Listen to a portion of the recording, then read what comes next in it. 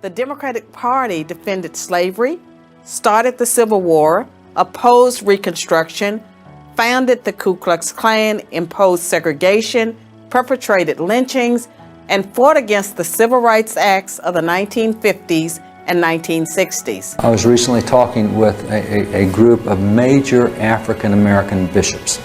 And with those bishops, I pulled out the original documents because we have literally tens of thousands of original documents out of black history, out of all this history.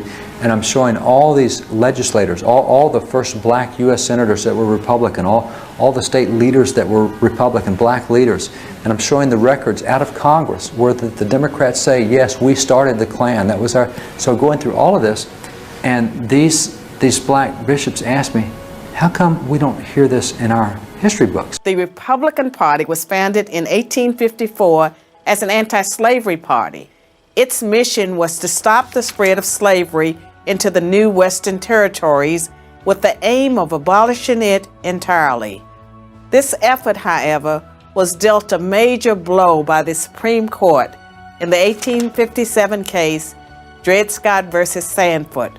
The court ruled that slaves aren't citizens, they're property. The 7 justices who voted in favor of slavery, all Democrats. The 2 justices who dissented, both Republicans. The Republican Party was birthed out of this.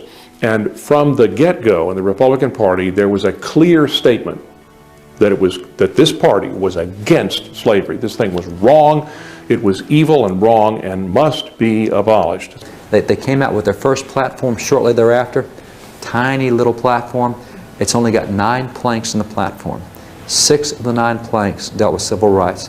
We want slavery ended, we want segregation ended, we want full civil rights.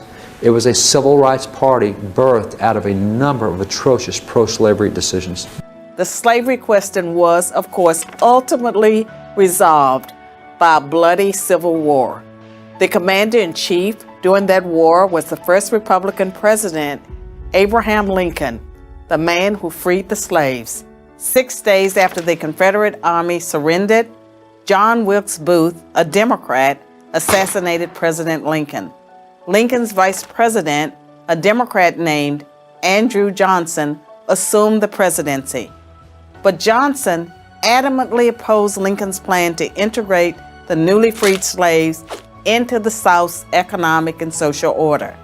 Johnson and the Democratic Party were unified in their opposition to the 13th Amendment, which abolished slavery, the 14th Amendment, which gave blacks citizenship, and the 15th Amendment, which gave blacks the vote. All 3 passed only because of universal Republican support. You have the 13th Amendment to abolish slavery. In that vote in Congress in 1865, January and February 1865, the Senate first and the House, 100% of Republicans voted to end slavery, 118 out of 118. 82 Northern Democrats in Congress, only 19 voted to end slavery. Only 23% of Northern Democrats wanted to end slavery.